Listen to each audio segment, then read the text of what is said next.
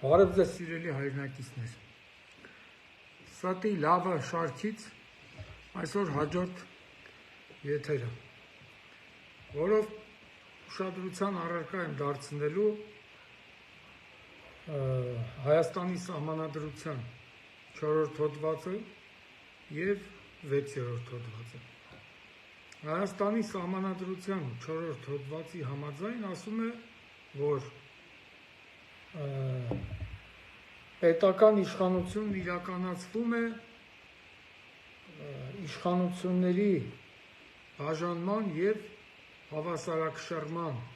սկզբունքի հիման վրա համաձայն սահմանադրության և օրենքների։ Հիմա ես ուզում եմ, որ մեր ազգաբնակչությունը տեղյակ լինի, որ Հայաստանում իշխանությունների տարանջատում բացարձակապես գոյություն չունի։ Կա մեկ իշխանություն, Հայաստանում Ադրբեջանի արտակարգ և լիազոր դեսպան Նիկոլ Փաշինի իշխանությունը։ Այսօր օրենսդիր մարմինը իր փրչա-քրչախմբով ծառայում է Նիկոլի կամքի ի կատարածմանը, այն ինչ որ ինքն է ցանկանում, բացարձակապես չկա ինքնուրույնություն, ազգային ժողովը հիմնականում զբաղված է Նիկոլի շահերից բխող ռազմորկաներով, օրենսդիր գործունեությունը կարելի է ասել կատարելապես տապալված է, և ընդամենը այնտեղ նստած այդ անթրաշ անգրագետները պաշտպանում են Նիկոլի շահերը, ամեն ինչ անում են Նիկոլի հետնամասը հավանական ոտնձգություններից պաշտպանելու համար։ Ինչ վերաբերում է գործադիր և դատական իշխանությանը, մի մարդ, որ հելի Նիկոլը ներս մտնի, այդ մարդը կանգնի ոտի, այդ մարդկանց արդեն բարոյական արժե համակարգի մասին դուք դատողություններ արեք։ Ու տեսել եք մի նիստ կառավարության, որտեղ Նիկոլը մի հարց զեկուցի և այնտեղ որևէ մեկը դեմ քվեարկի։ Չկա տես բան։ Այսինքն կառավարությունը, գործադիր իշխանությունը Նիկոլի անմիջական դիրիժորական փայտիկների ներքո գործող կառույց է։ Դատական համակարգը, ասել եմ և կրկնում եմ, բարեբախտաբար դեռ դատական համակարգում մնացել են դատավորներ, ովքեր հավատարիմ են իրենց կոչմանը, իրենց տված երդմանը և իսկապես իրականացնում են արդարադատություն։ Բայց այդ Ադրբեջանի դեսպան Նիկոլը աստիճանաբար փորձում է դատական համակարգը կարել իր վրայով, այն ժամանակ, որ ինքը ասում էր Սերժ Սարգսյանը իր հագով կոստյում է կարել, հիմա ինքն էլ դատական համակարգը կարում է իր հագով։ Այդ աղա չես ամաչում, դու ամոթ կես, այդպես բան կա, որ Հայաստանում իշխանությունները հավասարակշռված են։ Ինչն են հավասարակշռված։ Այսօր բացի մասնավոր բնույթի վեճերից, ցանկացած անձ, ով որ փորձ է անում քաղաքականությամբ զբաղվել, նրա վերաբերյալ, եթե դա քիմքին հաճելի չի Նիկոլ Փաշինի, նրա վերաբերյալ անմիջապես հարուցվում է կարգապահական վարույթ և սկսվում է քննություն և դրան հաջորդում է պարտադիր տվյալ անձի կալանավորումը։ Այն դեպքում, երբ որ կալանավորումը, ես մի քանի առիթով ասել եմ, դա նաև եվրոպական դատարանի իրավական դիրքորոշումներում արտահայտված բան է, պահանջ է, որոշումներում արտահայտված դիրքորոշում է, որ պետք է լինի բացառիկ միջոց։ Իսկ այսօր ամենաստից բաների համար, այդ թվում իր կարծիքը ազատորեն արտահայտելու համար, կարող են, ասենք, կնոջը, մանկահասակ երեխաների կնոջը, զոհվածի քրոջը տանել և անորոշ ժամկետով կալանավորել։ Անորոշ ժամկետով նկատի ունեմ, ճիշտ է, կալանքի ժամկետ օրենքով սահմանված է, բայց չգիտենք, թե քանի անգամ դա կերկարաձգվի և այդ մարդուն ինչ ճակատագիր է սպառնի։ Ուրեմն, ասում է, այսօր բյուջե են զեկուցում, Հանրապետության նախագահ, ինչ էր դրա անունը միշտ մոռանում, Վահագն Խաչատուրյանի աշխատակազմին ուրեմն տրամադրվելու է 1 միլիարդ 771 հազար դրամ 1 միլիարդ 771 միլիոն դրամի բյուջե։ Մի հատ ես հարց եմ տալի, հարգելի ժողովուրդ, անձնական ոչինչ չունեմ, բայց ճշմարտությունը Արմեն Խաչատուրյանը իր պաշտոնավարման օրվանից Հայաստանի Հանրապետության համար ինչ դրական նպաստ է բերել, ինչ է արել, այսօր գնաց Կոնգո, այն մսորը Մոզամբիկ, તો դրանք ինչ կապ ունեն մեր հետ։ Արմեն Խաչատուրյանը, Վահագն Խաչատուրյանը, բանը Հայաստանի համար այնքան նպաստ է բերել, այնքան օգտակար է եղել, ինչքան ես ասենք Հարավային Սուդանի մայրաքաղաքի գազանանոցին, ասենք այդ բան փղերին գիմնաստիկա եմ սովորեցրել։ Այդքան է ինքը պիտանի եղել Հայաստանի Հանրապետությանը։ 1 միլիարդ 771 միլիոն։ Նա ինչ է արել, ինչ առաքելություն է իրականացրել Հայաստանի Հանրապետությունում, բացի ստեղ ման գալը, զվարճանալը, չգիտեմ, սրա նրա հետ հանդիպելը, անիմաստ, անբովանդակ, անպտուղ հանդիպումներ ունենալը։ Եթե մեկը կբերի մի հատ փաստ, որ Արմեն Խաչատուրյանի, ասում եմ Արմեն, այդ Վահագն Խաչատուրյանի դեգերումները, եթե Հայաստանի համար օգուտ են բերել, ես ներողություն կխնդրեմ։ Հայաստանի սահմանադրության 6-րդ հոդվածի առաջին մասի համաձայն պետական մարմինները, դրանց տեղական ինքնակառավարման մարմինները եւ դրանց պաշտոնատար անձինք իրավասու են իրականացնել միայն այնպիսի գործողություններ, որոնց համար ասում է լիազորված են սահմանադրությամբ կամ օրենքներով։ Հիմա այլ սկսենք հասարակական կարգը պահպանող ոստիկաններից։ Խնդրում եմ ասեք, ոստիկանը իրավունք ունի անզեն քաղաքացուն, ընդամենը իր կարծիքն արտահայտում, փողոցից ասենք 7 հոգով ձեռքերը ոլորել եւ տանել ոստիկանության բաժին։ Որտեղ այդպիսի իրավունք գրված, որտեղ է նման լիազորություն տրված ոստիկանությանը։ Բայց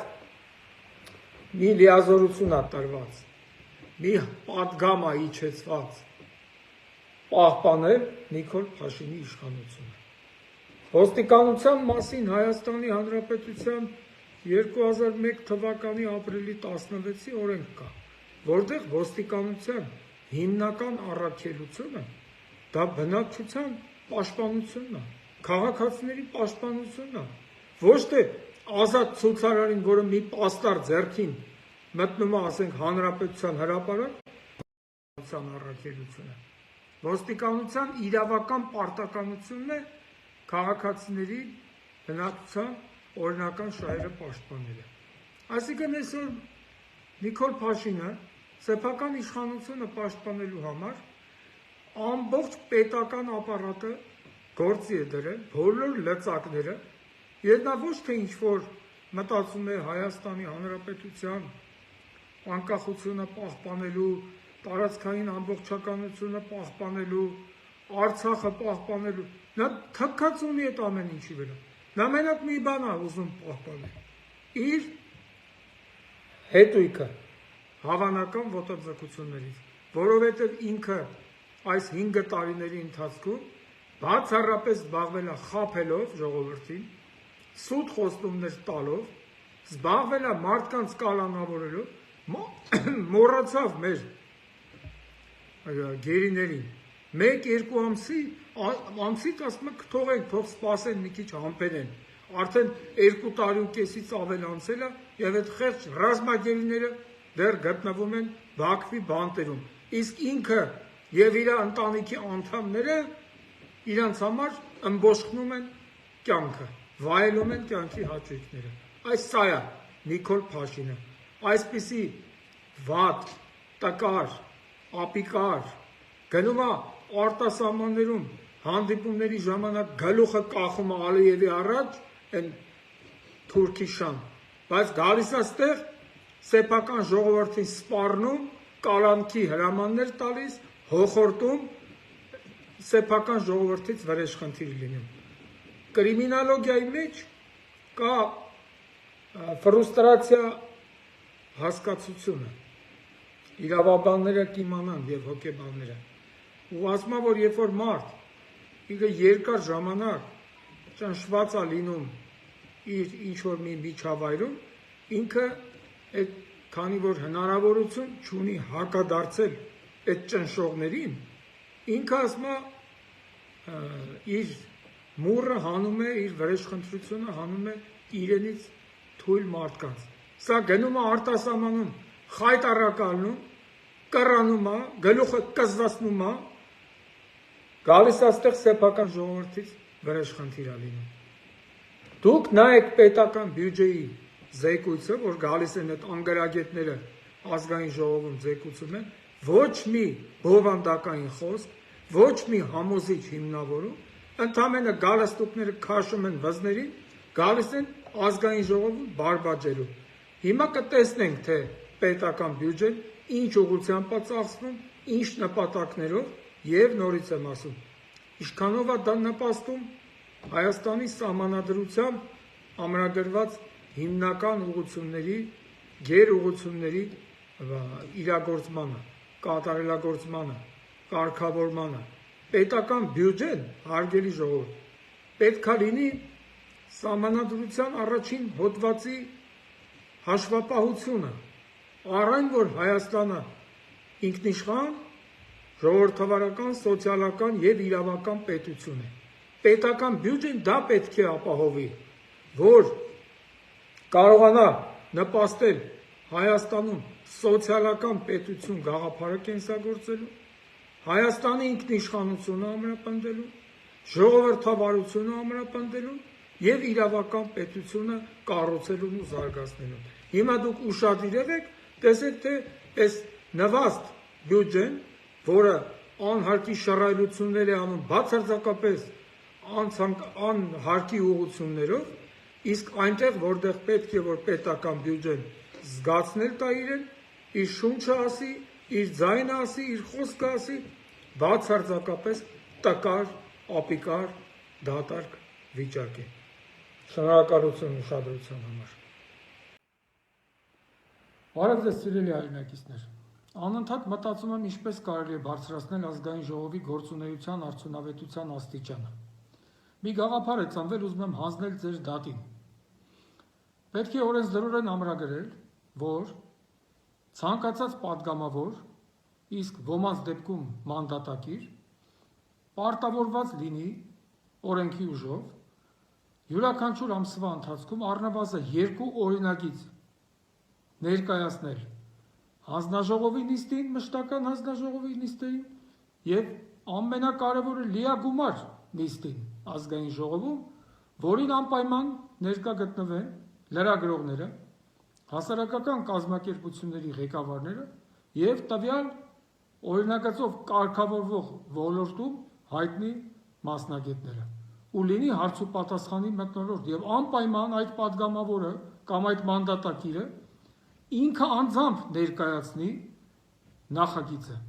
ոչ թե գա 2 բառով կմկմալով կարդա 2 րոպե ու փախնի էթա, ոչ, անձամբ ներկայացնի եւ պատասխանի իմ նշած ներկաների հարցերին։ Իհարկե ես հասկանում եմ, որ շատ դժվար բան եմ առաջարկում ոմանց համար։ Օրինակ, հովի կաղազարը կարա օրինագիծ ներկայացնի, դա այնքան է խելամիտ, որքան ես գնամ, ասենք Կիրակյորերը Էշմիածնում Մայրաթոռում պատարակ ընդունեմ։ Կամ Քոչարյան Անդրանիկը, որ հենի հետ իմ նշած մարդկանց ներկայությամբ նախագիծ ներկայացնի օրենսդրական, անձամբ ինքը զեկուցի ներկայացնի, դա այնքան խելամիտ է, որքան ասենք ախուրյանցի անոն ստոյկատա, հետո շպակատ իշնի։ Վահագն Ալեքսանյան, սրա օրինագիծ ներկայացնելու խելամտությունը այնքան է, որքան ասենք ինքը հելնի այն Քանդրբազի լարի վրա լարախաղացությամբ զբաղվի։ Պատկերացնում եք Ալեքսանյան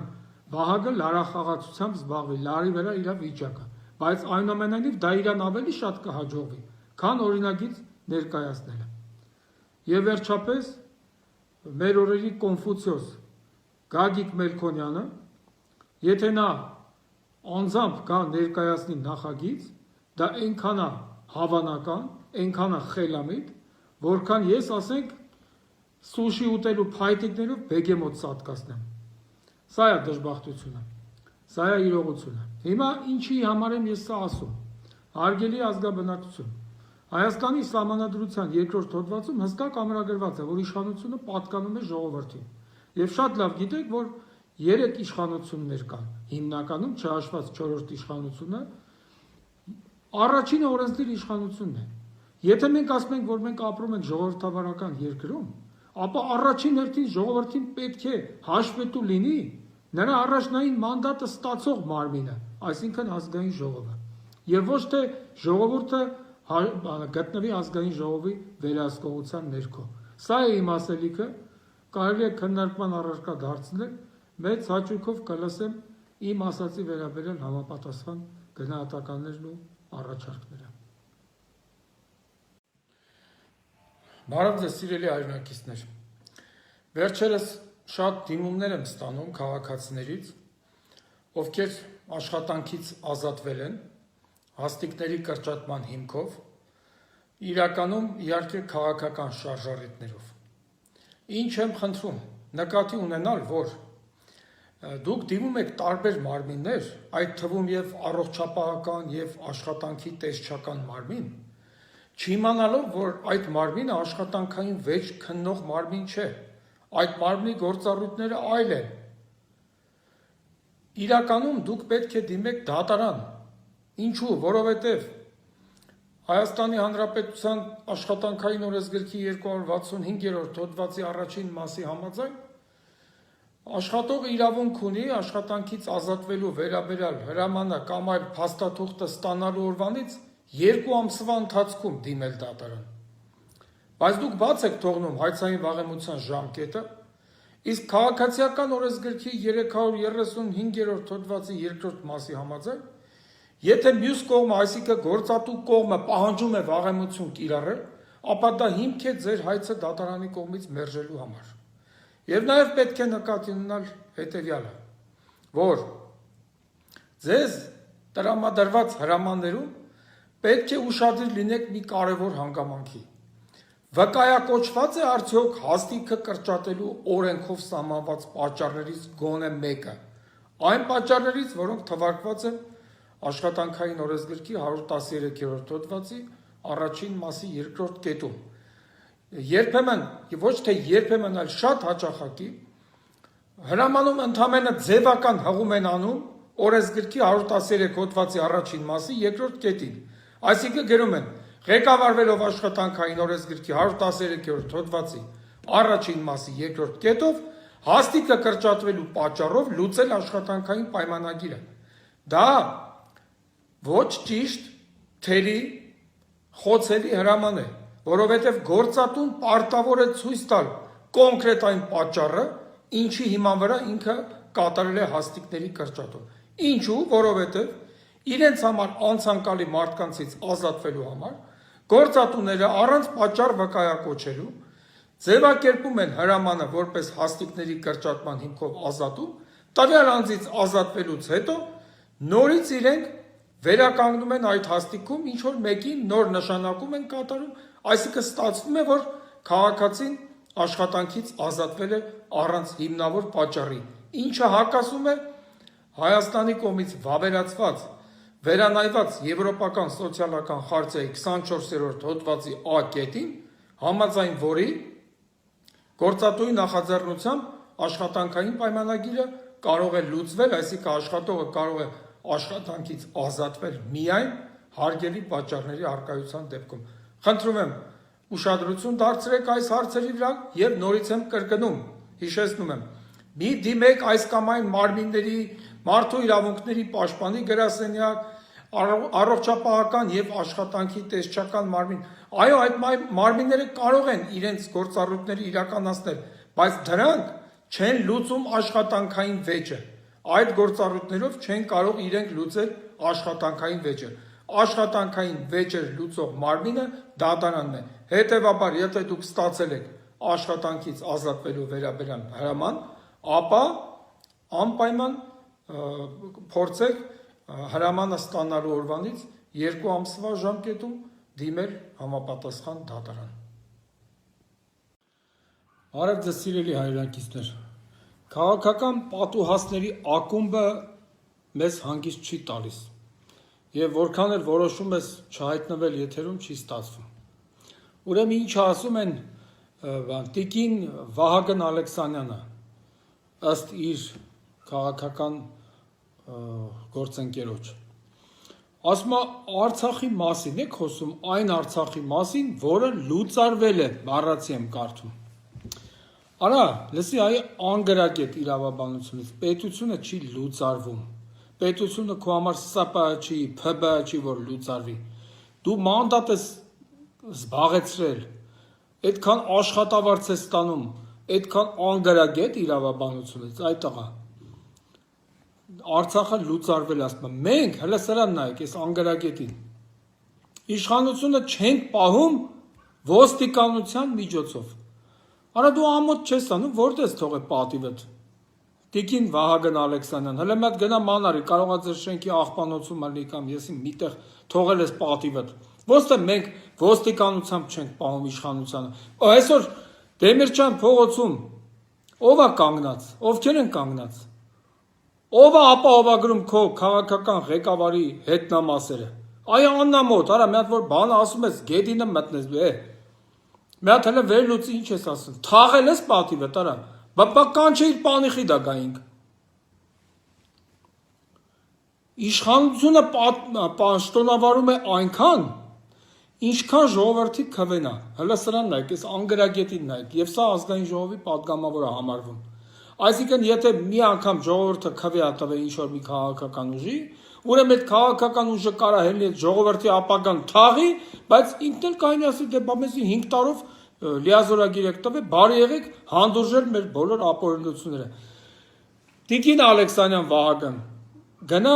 ուրիշ բանով զբաղվի, դու ազգային ժողովում անելիք չունես, ափսոս ես այդտեղ չեմ, ափսոս, այնքան եմ ափսոսում, միայն այդ նկատառումով։ Ալի Սեմինն էր թրքահպատակ այդ երկոտանին, որը դժբախտաբար ծանրաբեռնում է ազգային ժողովի նախագահի պաշտոնը, աթոռը, ինչը ասում, ով ասեց, որ երկիրը ավերվում է, ես ասեցի, ես հիմա եմ ասում, այդ տղա Ալեն, հիմա երկիրը ավերվում է ձեր կողմից, ուրիշ ինչ ապացույց է պետք, այդ տղա, հերիքատ ես դեմագոգիայով զբաղվեք, հերիքատ ես ձեզ կեղծեք, անամոթներ, երկիրը ավերվում է, պետություն եք կորցնում, այդ տղա, դու կարող արդեն ստենդը հասցրել ես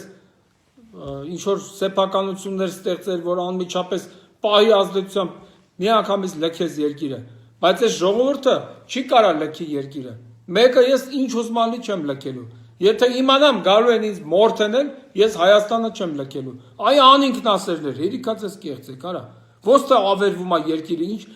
ոնց է ավերվում երկիրը, արա,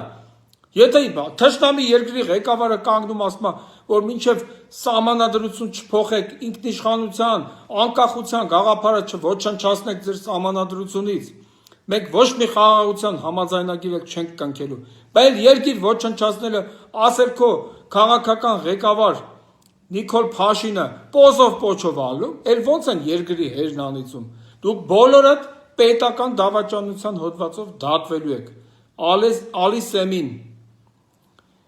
Են տիկին Վահագն, այսօր էլ մեկը հելել է, են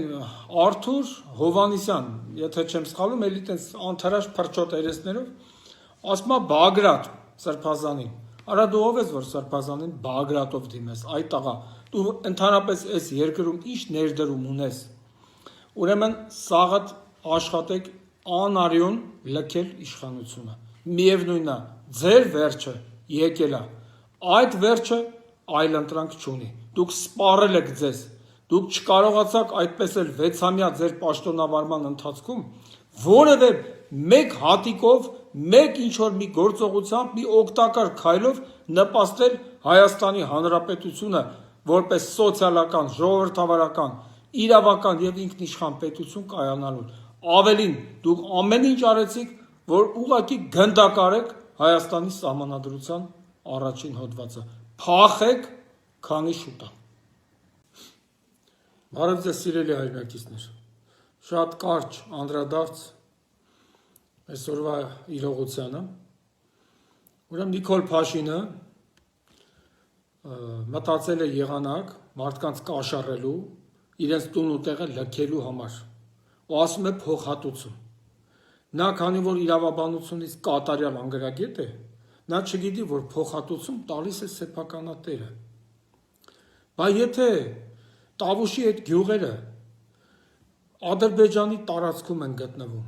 եթե Ադրբեջանի պետության իրավասության ներքո են,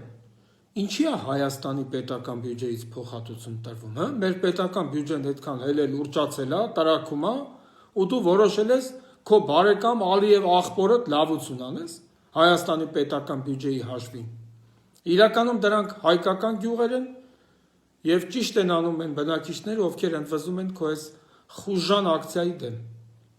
Մարդը մտել է եկեղեցի երեք, թե առաջի օրը, մոմ է վառում։ Այդտեղա դու ինչ գործ ունես եկեղեցում։ Քո եկեղեցի մտնել է այնքանա օրինաչափ, այնքանա խելամիտ։ Ինչքան ասենք Մայր Թերեզայի մտնել է ծաղոտներ սաունա։ Դու ամոթ չես անում, որ մոմ ես վառում։ Մեկա չես ներվելու, քո մեղքերը չեն ներվելու, այդքան երեխեքը երկնքից նայում են քեզ, Աստված նայում է քեզ, դու չես ներվելու, ուզում ես մոմ վառի, ուզում ես մոմավառության ակցիա արա, դու չես ներվելու։ Հարգելի ժողովուրդ, սիրելի հայրենակիցներ, անկախ եղանակի մատուցած անախորժություններից այսօր բոլորս դեպի Հանրապետության հրապարակ ժամը 16:00-ին։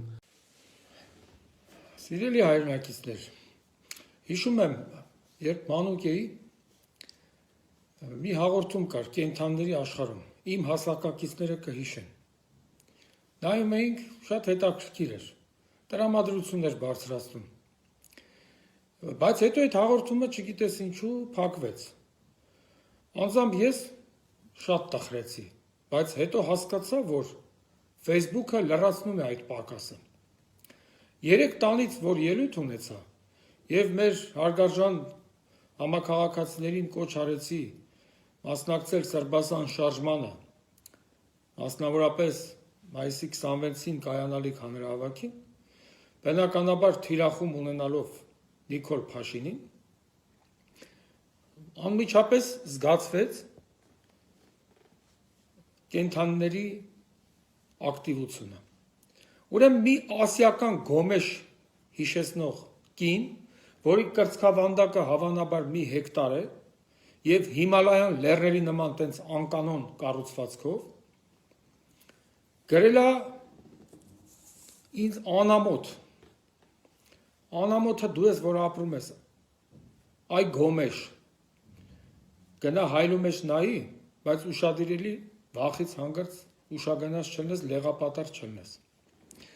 Մի աղջիկ էլ, երիտասարդ էր, դրա համար անմեղության կանխավարկածից ելնելով ասում եմ աղջիկ, քանի դեռ հակառակը ապացուցված չէ,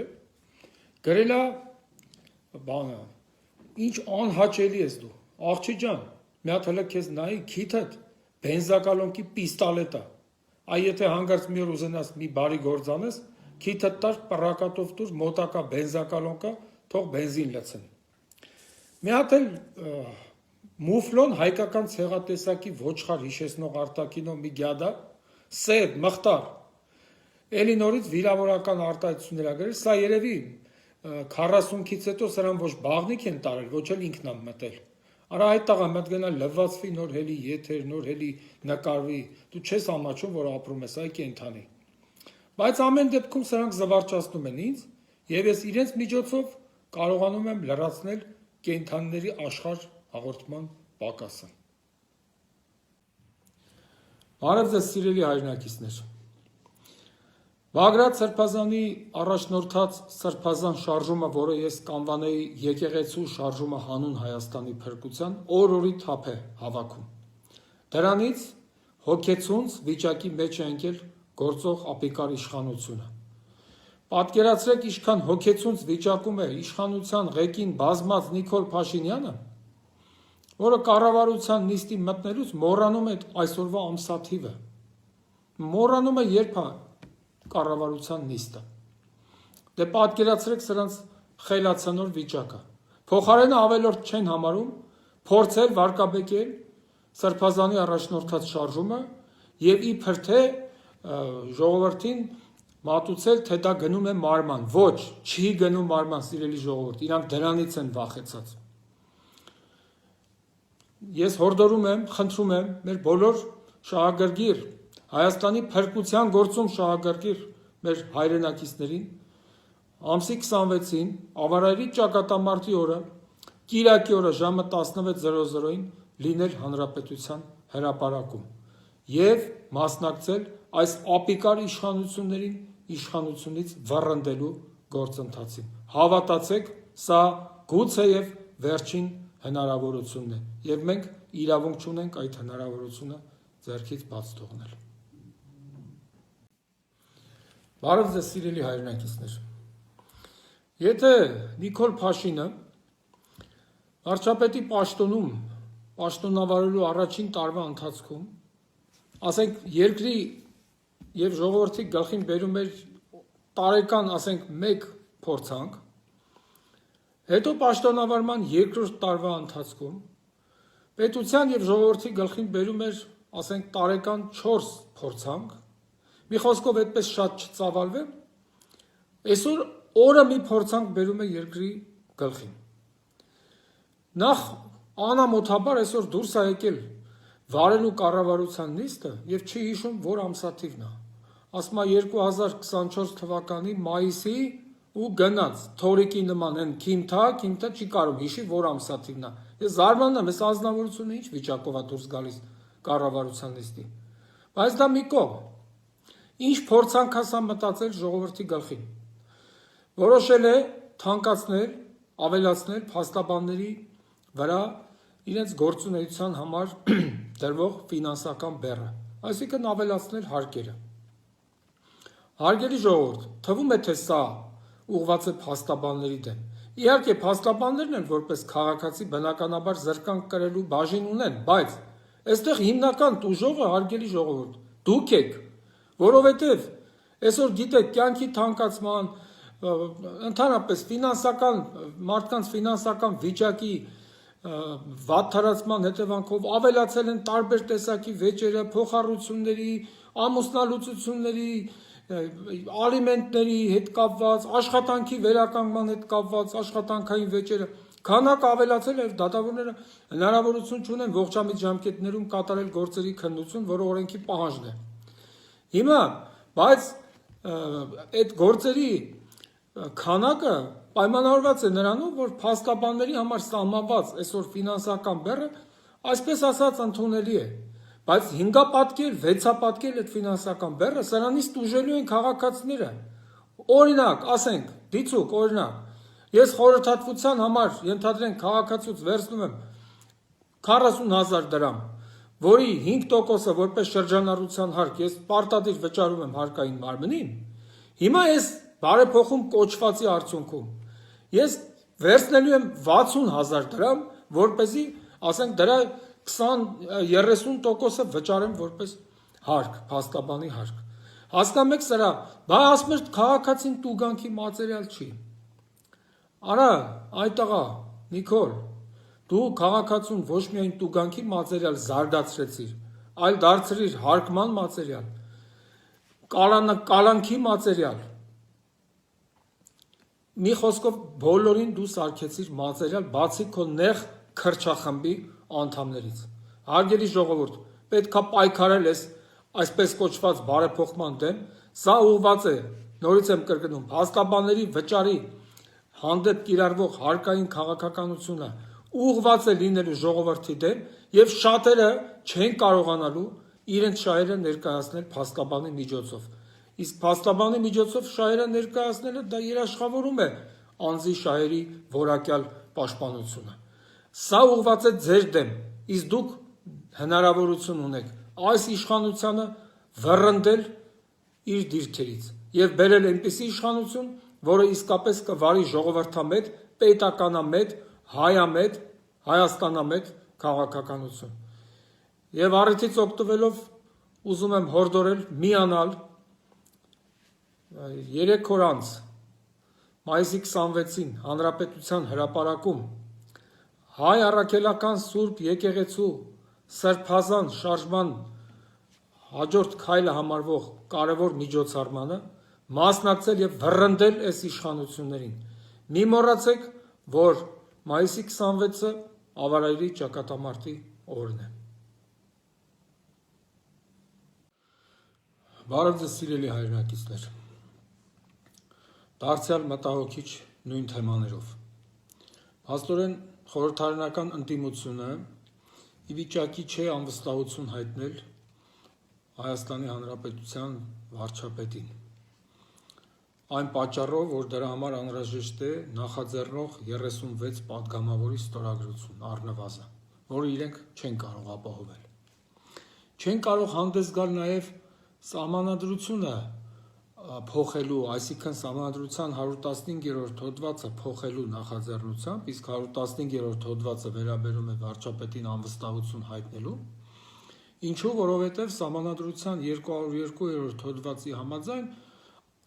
115-րդ հոդվածը կարող է փոփոխվել միայն հանրաքվեի միջոցով, իսկ դուք շատ լավ հասկանում եք, թե այսօր որքանով է անհնար հանրաքվեի կազմակերպումը։ Ուրեմն այսօրվա ազգային ժողովի նիստը, որ նայում ես, ուղղակի լացդ գալիս է մեր ընդդիմության վրա։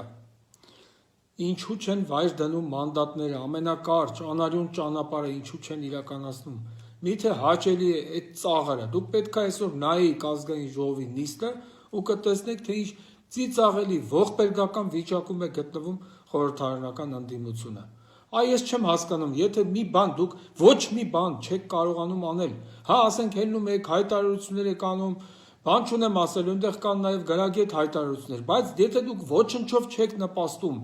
երկրի իրավիճակի լուծմանը, այս խայտառակ իրադրության վերացմանը, դուք ինչի համար եք ձեր մանդատները պահում, ես ուզեմ հասկանալ։ Ես որքանով գիտեմ, բոլորդ էլ ապահովված մարդիկ եք։ Դրեք այդ մանդատները ու ավելի ուժեղ կթքեք այսօրվա անպիտան իշխանավորների եւ ամենաբարձրաստիճան անպիտան պաշտոնյաների երեսին։ Լրիվ ծաղրուծանակի առարկա էր այսօրվա նիստը, ես իսկապես շատ անհարմար զգացի։ Ուրեմն վարազի, որը մեկ-մեկ նույնացնում են վարազի հետ, այդ վարազի արտաքինով անձնավորությունը ինչ է ասում, այդ մանդատակիրը, Տիկին Վահագն Ալեքսանյանը։ Ընդդիմությանը ասում է, հելեք, եթե կարող եք, ժողովրդի մեջ առանց ախրանա մանեկեք, հələ սրան նայեք, հələ սրա բարոյականության աստիճանը։ Այդ աղա, այդ ով է խոսում ախրանայից։ Քո ղեկավարը, ես չեմ սիրում ասել քաղաքական պապան, որովհետև ինի вообще պապա չի։ Քո քաղաքական ղեկավարը 2 կիլոմետրը 30 ջիպով է գնում։ Այդ ումից է, ինչ ախրանայի մասին ես դու խոսում, այդ աղա։ Կամ դու ինչի չես հելում հասարակության մեջ։ Մի վախի, որսորդ չի հայտնվի։ Այդ աղա, Տիկին Վահագն Ալեքսանյան։ Դե դու հել, մեկն ու մեկը հելեք ժողովրդի մեջ մանեք, հելեք Աբովյան փողոցում, ասեմ եկեք իրար հետ, չնայած իմ համար շատ դժվար է ձեր ընկերակցությամբ շրջելը, բայց եկեք մի հատ իրար հետ ման գանք, տենանք դուք կարաք առանց ախրանայի ման գանք։ Հələ ով է խոսում ախրանայից, այ անամոթ, դու չես ամաչում, այտենց կեղծում ես քեզ։ Հանուն ինչի ես կեղծում։ Այն բանն էլ ազգային ժողովի նախագահ իրավաբանությունից կատարյալ անգրագետ Ալիս Էմինը ինչ է ասում։ Եկեք 1 րոպե լռությամբ հարգենք, հələ խնդրում եմ ուշադիր եղեք ժողովուրդ սրա անգրագիտությանը։ 1 րոպե հարգենք, բառացի գրել եմ բանը Իրանի նախագահի եւ մյուս պաշտոնյաների հետ կապված իրադարձությունները։ Փոխանակասի հարգենք հիշատակը։ Ասма հարգենք այդ իրադարձությունները։ Դուք հասկանում եք սրա անգրագիտության մակարդակը։ Մի հատ խնդրում եմ, բոլորդ էլ հնարավորություն ունեք նայել ազգային ժողովի այսօրվա նիստը, on-line նիստ է եղել։ Կարող եք նայել։ Ասма հարգենք Իրանի ղեկավարության հետ տեղի ունեցած իրադարձությունները։ Եվ այնքան անխելք են, այնքան անշնորհք են, ասում եմ 1 րոպե ու կանգնում են 20 վայրկյան ոտքի վրա, իբր ի նշան հարգանքի։ 1 րոպեն ու 20 վայրկյան իրարից չեն տարբերվում, այսինքն իրանք վռած կարևորը ձևը ապահովեին, հետո անցնեն իրանք ոչրագործություններին։ Ու մի բան էլ ասեմ, հարգելի ընդդիմություն, ցավով եմ ասում, բայց պետք է ասեմ, ում համար հաճելի, ում համար հաճելի չի, ես այն մարդը չեմ, որ գործեմ միայն այն նպատակով, որ բոլորի համար հաճելի խոսքեր ասեմ, ելույթներ ունենամ։ Ուրեմն, իշխանությունը թույլ է տալիս պետական դավաճանություն, արդեն մի քանի անգամ ասել եմ, չեմ ուզում նորից կրկնել, բայց ընդդիմությունն էլ է դավաճանություն թույլ տալիս ժողովրդին, ինչու՞։ Որովհետև ժողովուրդն չի ընտրում ընդդիմադիր ուժ, որ կարողանա իր կյանքը փոխել։ Եթե այդ ընդդիմադիր ուժը շատ քաջ գիտակցում է, որ ինքը չի կարող ժողովրդի կյանքը փոխել, ուղղակի հնարավորություն չունի եւ շարունակում է կրել այդ մանդատները, ես ոչ ավել ոչ պակաս կներեք, բայց սա որակում եմ որպես դավաճանություն ժողովրդին ընդդիմության կողմից։ Քանի ուժ չի վայր դրեք ձեր այդ ապիկար մանդատները։ Բարև ձեզ սիրելի հայրենակիցներ։ Այսօր մեծ ցանկություն ունեի մասնակցել Բագրատ Սրբազանի կողմից առաջնորդվող շարժման հերթական միջոցառումներից մեկին իրավաբանների հետ հավաքին, չկարողացա օբյեկտիվ պատճառով մասնակցել, բայց հարկ եմ համարում անդրադառնալ այսօր մեծ շահարկումների առիթ դարձած այն հարցին, թե արդյոք ընդդիմադիր խմբակցությունների պատգամավորների կողմից իրենց մանդատները վայր դնելը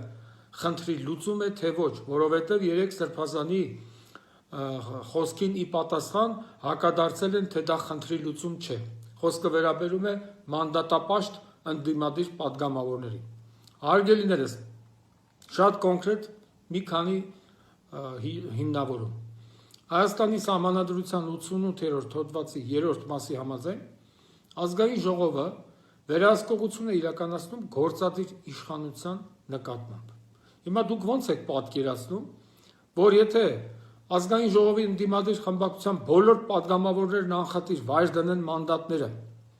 եւ նաեւ դատարկեն իրենց նախընտրական ցուցակները, այսինքն որևէ մեկը այլևս տվյալ խմբակցության, տվյալ կուսակցության ցուցակում չլինի, այսինքն ստացվում է, որ ազգային ժողովը ունենում է միայն կառավարող խմբակցություն։ Բայց այդ ի՞նչ է նշանակում։ Կառավարող խմբակցությունը ինքը վերահսկողություն է իրականացնում իր իսկ նույն կուսակցության, նույն քաղաքական թևի գործունեության նկատմամբ, գործադիր իշխանության, այսինքն այստեղ խախտվում է տրամաբանության սկզբունքը։ Բացի այդ, Սահմանադրության 112-րդ հոդվածի համաձայն ասում է, որ ազգային ժողովում կառավարությունը պատասխանում է պատգամավորների հարցերին, բանավոր եւ գրավոր հարցերին։ Հիմա դուք որքանով եք տրամաբանական համարում, որ եթե ազգային ժողովում լինի միայն կառավարող խմբակցություն, այսինքն միայն քաղաքական պատուհասների կլուբը, ինչը իրանք հարց են տալի, իրանք պատասխանում են, սա քաղաքական օնանիզմի է վերածվում։ Իսկ նորմատիվ իրավական ակտերի մասին Հայաստանի Հանրապետության օրենքի համաձայն օրենքը պետք է մեկնաբանել համակարգային ձևով, իսկ Սահմանադրության համակարգային վերլուծությունը ավելացնեմ նաև այն կներեք, որ Սահմանադրության 104-րդ հոդվածի համաձայն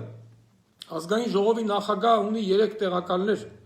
որոնցից մեկը պարտադիր պետք է լինի ընդդիմադիր խմբակցությունների կողմից։ Այսինքն սա նշանակում է տառացի ուղղակի, որ ազգային ժողովում անպայման անհրաժեշտ է ընդդիմությունը։ Հետևաբար, եթե ընդդիմություն չի լինում, ապա անկախ նրանից, թե կառավարող խմբակցությունը ինչ խաղեր է տալիս, ինչ օրինագծեր է բերում իբր թե ներկայացնում, բոլոր դեպքերում ազգային ժողովը դառնում է ոչ լեգիտիմ։ Հետևաբար ազգային ժողովի կողմից ընդունված օրենքներն ու որոշումները որևէ պարտավորություն չեն առաջացնում ոչ Հայաստանի Հանրապետության, ոչ հայ ժողովրդի համար։ Էլ չասեմ այն, որ ազգային ժողովի կանոնակարգ սահմանադրական օրենքի համաձայն, որը ընդունվել է 2016 թվականի դեկտեմբերի 16-ին, 16 դեպքով օգտագործվում է ընդդիմադիր խմբակցություն հասկացությունը։ Սրանից էլ է ուղղակիորեն բխում, որ ազգային ժողովում ընդդիմության առկայությունը ոչ թե ցանկություն է, ոչ թե իշխանության լավությունն է ժողովրդին, այլ դա ազգային ժողովի լեգիտիմության պարտադիր չափանիշ է։ Հետևաբար կրկնում եմ, եթե ազգային ժողովում չի լինում ընդդիմություն, այդ ազգային ժողովը պետք է լուծարվի։ Դա ոչ լեգիտիմ մարմին է դառնում։ Մի բան էլ ասեմ, շատ են հարցնում եւ սրանով ավարտեմ խոսքս, թե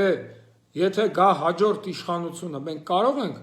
Արցախի հարցում թույլ տված ճակերտավոր շռայլությունները, այսինքն իրականում զոհողությունները վերականգնել։ Այո, նույն սահմանադրության 116-րդ հոդվածը սահմանում է միջազգային պայմանագրերը չեղարկելու հիմքերը։ Այդ հոդվածը, որ նայեք, ես հիմա ամբողջությամբ կետերը չվերարտադրեմ, լիարժեք հիմք է այս ապիկար իշխանության Արցախի հարցում եւ Հայաստանի տարածքային ամբողջականության խախտման հարցում թույլ տրված բոլոր խախտումները, բոլոր այդ համաձայնությունները չեղարկելու համար։ Բարև ձեզ սիրելի հայրենակիցներ։ Չէի կարող այս հարցին չանդրադառնալ։ Որոշ տակարամիտներ, անգարագետներ ալարում են կարդալ օրենքները եւ մեղադրում են հոգեվորականներին, թե իրենք ինչու են միացել ժողովրդական շարժմանը, այսինքն դրսևորում են անհարկի քաղաքական ակտիվություն։ Ես այդ անգարագետներին հուշում եմ, հորդորում եմ, խորհուրդ եմ տալիս, որ գնան կարդան օրենքները։ Հայաստանի Հանրապետության Սահմանադրության 18-րդ հոդվածի համաձայն Հայաստանի Հանրապետությունը ճանաչում է հայ առաքելական եկեղեցու բացառիկ առաքելությունը հայ ժողովրդի հոգևոր կյանքում ազգային մշակույթի զարգացման եւ ազգային ինքնության պահպանման գործում։ Հիմա այ անգարագետներ, եթե հայ ժողովրդի մի մասին իր տնից վտարում են, իր հողից վտարում են, հայրենաց զրկում են, արդեն իսկ մի մեծ խումբ մարդկանց մեր հարգելի